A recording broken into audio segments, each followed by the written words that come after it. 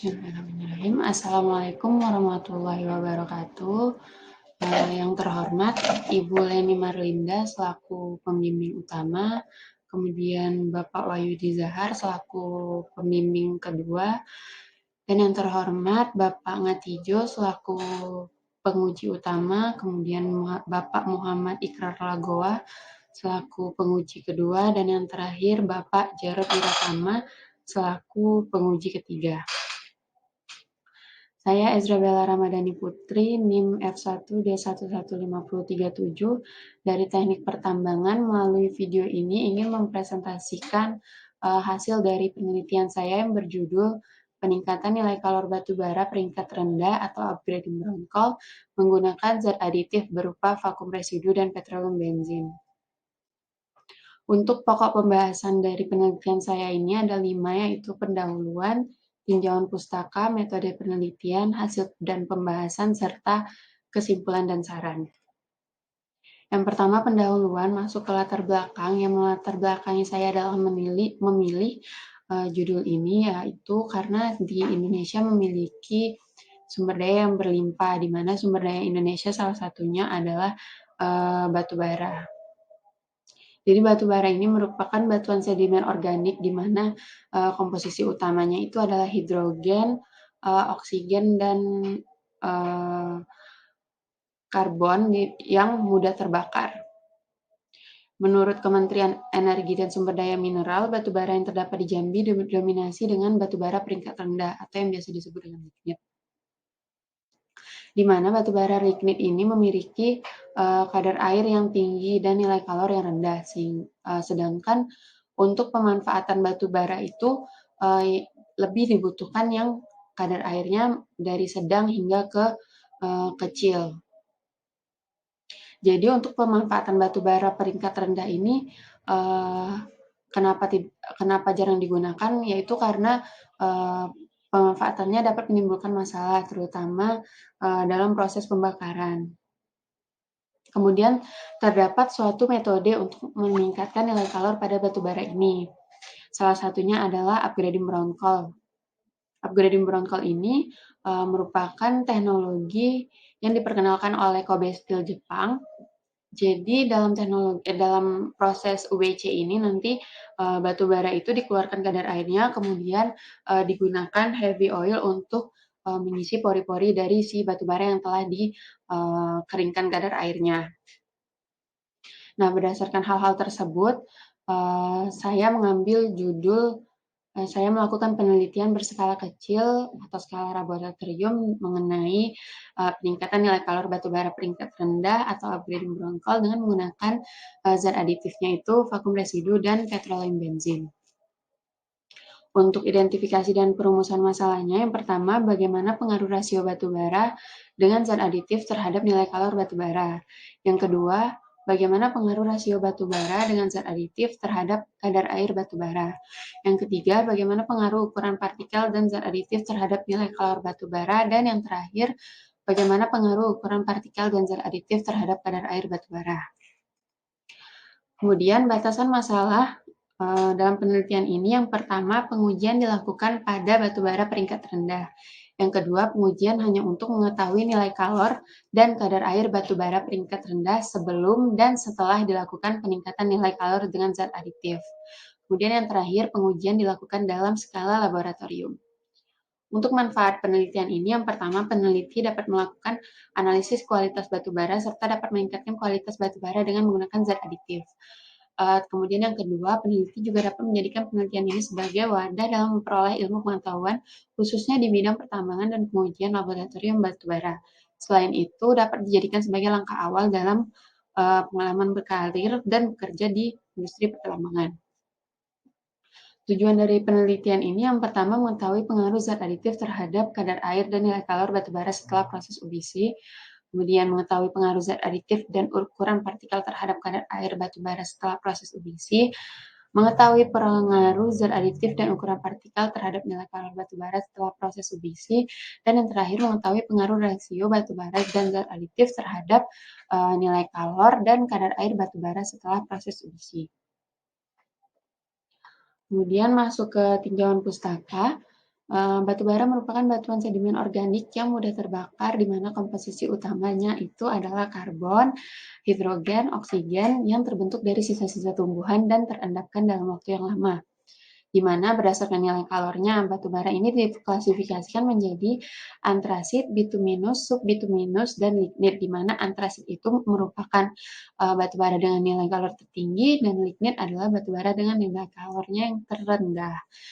Menurut Kementerian Energi dan Sumber Daya Mineral itu, cadangan batu bara di Indonesia didominasi oleh lignit, di mana lignit itu 50%, subbituminus 36%, bituminus 12%, dan yang terakhir ada antrasit dengan persentase cadangannya di Indonesia 2%.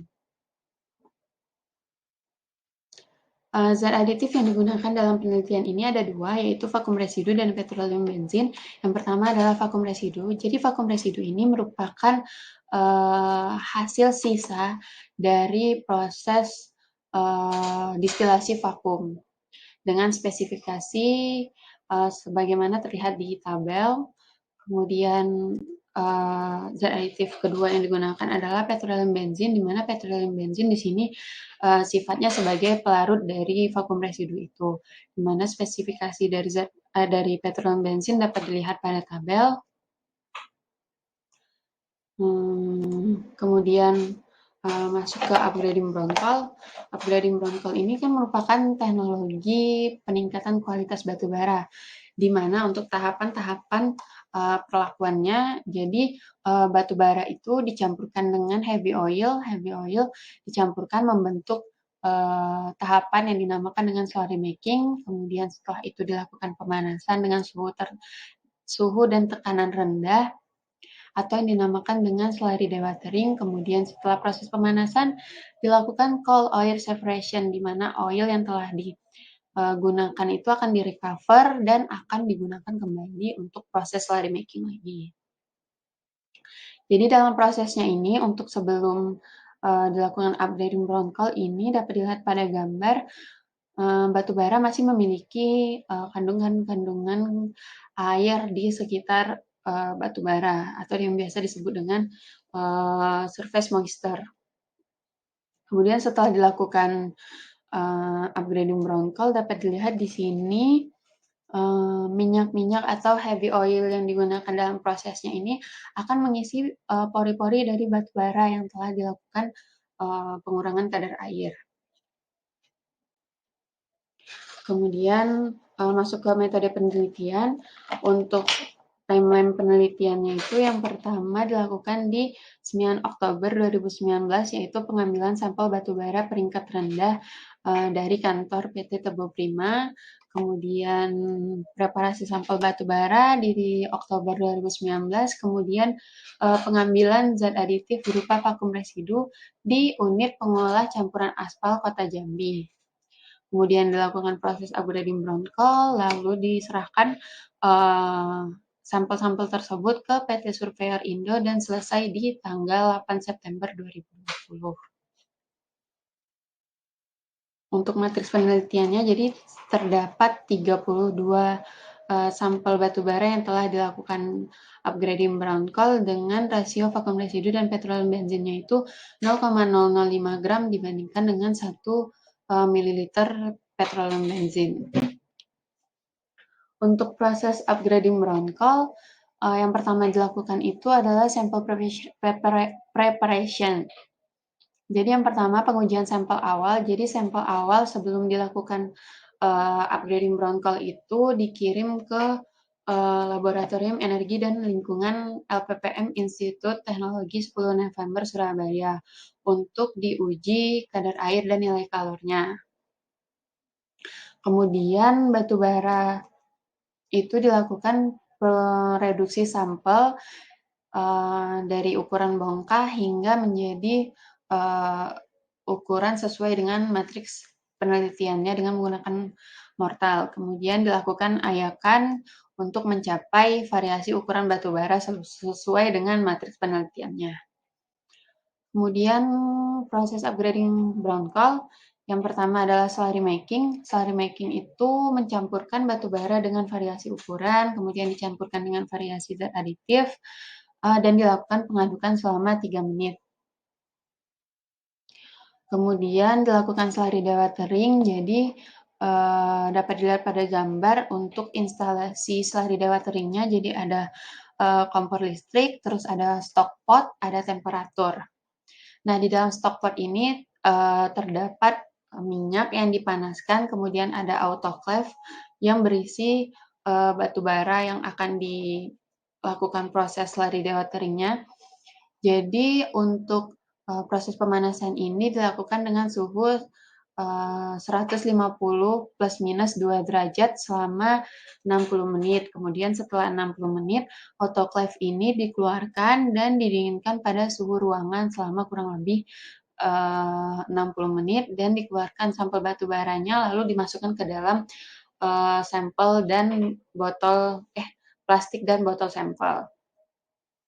Kemudian terakhir, batu bara yang telah di-upgrading brown coal dilakukan pengujian kadar air dan nilai kalorinya di PT Surveyor Indo Jambi.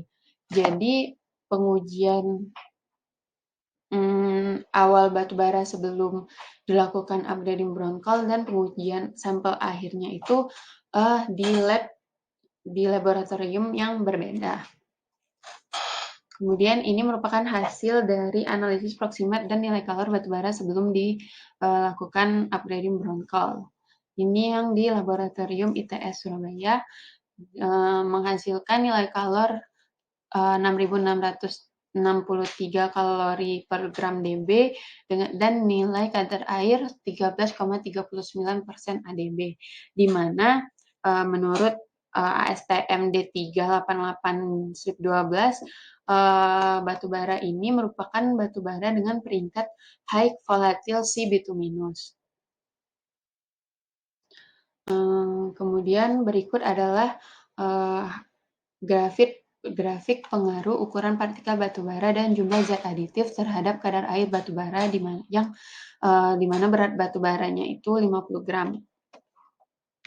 Untuk kadar air batubara terendah itu terdapat di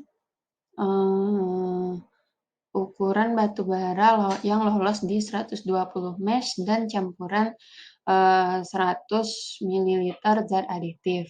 Kemudian kadar air tertingginya terdapat di ukuran batubara yang lolos di 25 mesh dengan campuran 50 ml zat aditif.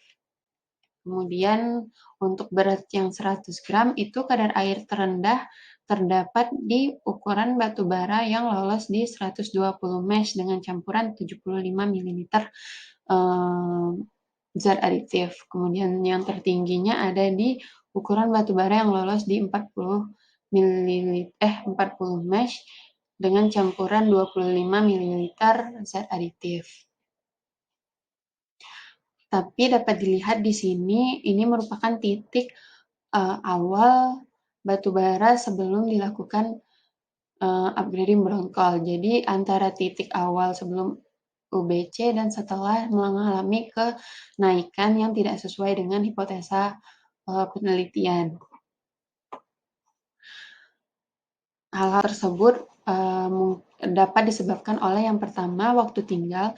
Jadi waktu tinggal batubara ini setelah proses UBC mempengaruhi kemampuan reabsorpsi batubara. Sementara dalam penelitian ini waktu tinggal batubara itu lumayan lama. Jadi selesai melakukan proses UBC itu di bulan Maret, kemudian baru bisa memasukkan sampel batubara ke PT Surveyor ini pada bulan Juni. Hal ini disebabkan karena pada saat pandemi laboratorium itu tutup, jadi tidak menerima sampel-sampel batubara untuk diuji. Kemudian terjadi penguapan di dalam botol sampel dapat dilihat pada gambar. Jadi setelah dilakukan pemanasan batubara, kemudian pendinginan di dalam suhu ruangan, batubara ini kan dimasukkan ke dalam botol dan plastik sampel. Nah, di dalam botol sampel ini terjadi penguapan yang memungkinkan terjadinya reabsorpsi batubara. Karena kemampuan batubara yang dry sampel lebih besar dibandingkan dengan moist sampel kemampuan reabsorpsinya. Kemudian ini merupakan grafik pengaruh ukuran partikel batu bara dan jumlah zat aditif terhadap nilai kalor batu bara dengan berat 50 gram. Untuk nilai kalor batu bara terendah terdapat di ukuran batu bara yang lolos 60 mesh dengan campuran zat aditifnya 25 mili, kemudian untuk nilai kalor tertingginya terdapat di ukuran partikel 25 mesh yang lolos di 25 mesh dengan campuran 75 ml zat aditif. Untuk berat 100 gramnya, nilai kalor terendah terdapat di ukuran batu bara yang lolos 40 mesh. Kemudian untuk yang tertingginya terdapat di ukuran batu bara yang lolos di 120 mesh. Tetapi dapat dilihat ini untuk yang berat 50 dan berat 100 gram untuk ukuran partikel 25 mesh ini dengan campuran 75 ml zat aditif mengalami kenaikan dari sampel awal batu bara. Jadi dapat dilihat kalau si batu bara dengan ukuran partikel yang lolos di 25 mesh ini lebih optimum untuk kenaikannya di 75 ml zat aditif. Tetapi untuk grafiknya tetap didominasi turunnya nilai kalor dibandingkan dengan sampel batu bara awal sebelum dilakukan upgrading brown-coal. Hal ini disebabkan oleh yang pertama perbedaan proses UBC. Jadi di salah satu penelitian itu ada yang menyebutkan kalau untuk proses UBC ini dilakukan pemanasan terlebih dahulu sebelum melakukan coating menggunakan zat aditif. Jadi mereka melakukan pemanasan terlebih dahulu untuk mengeluarkan kadar-kadar air yang terdapat di batu bara, kemudian dilapisi atau di-coating dengan zat aditif dan kemudian dilakukan pemanasan lagi untuk pengikatan zat aditif dan batu baranya. Kemudian pada penelitian ini tidak terjadi oil recovery sebagaimana diagram alir proses UBC yang terdapat di tinjauan pustaka. Dapat dilihat pada gambar untuk sebelum proses UBC di sini masih setelah proses slurry making itu masih berbentuk ada oilnya. Kemudian setelah proses UBC batu bara yang setelah proses UBC batu baranya tidak terdapat oil lagi. Jadi di sini hanya batu bara yang berbentuk powder. Kemudian rasio zat aditif. Jadi rasio zat aditif yang digunakan pada penelitian ini terlalu kecil sehingga memungkinkan zat aditifnya ini tidak mengcoating batu bara secara sempurna. Masuk ke kesimpulan dan saran. Jadi kesimpulan pada penelitian ini yang pertama, nilai kalor batu bara tertinggi setelah ditreatment melalui proses UBC ditunjukkan pada rasio batu bara dan zat aditif 100 gram berbanding 100 ml zat aditif dengan nilai kalor 7.189 kilokalori per kilogram. Yang kedua, nilai kadar air batu bara terendah setelah ditreatment melalui proses UBC ditunjukkan pada rasio 100 gram batu bara dan 75 ml zat aditif dengan nilai kadar air 21,75%. Kemudian yang ketiga, nilai kadar air batu bara terendah setelah ditreatment melalui proses UBC ditunjukkan pada ukuran partikel batu bara yang lolos di 120 mesh dengan campuran 75 ml zat aditif. Untuk nilai kalor batu bara tertinggi setelah ditreatment melalui proses UBC ditunjukkan pada ukuran partikel yang lolos di 40 mesh dengan campuran 25 ml zat aditif. Untuk saran setelah dilakukan penelitian ini adalah yang pertama, proses upgrading brown-coal sebaiknya menggunakan rasio zat aditif yang lebih baik untuk mendapatkan proses coating yang sempurna. Kemudian yang kedua, pada tahap sebelum penyimpanan sampel batu bara ke dalam botol plastik, sampel sebaiknya didinginkan dengan suhu ruang terlebih dahulu. Kemudian yang terakhir, dilakukan proses pemanasan terlebih dahulu, lalu kemudian dilakukan proses coating untuk mendapatkan hasil yang lebih baik. Baiklah, sekian video presentasi hasil penelitian dari saya. Terima kasih atas perhatiannya. Mohon maaf apabila ada salah dalam penyampaian atau ada kurang dalam penyampaian. Saya akhiri dengan wabillahi taufik wal hidayah.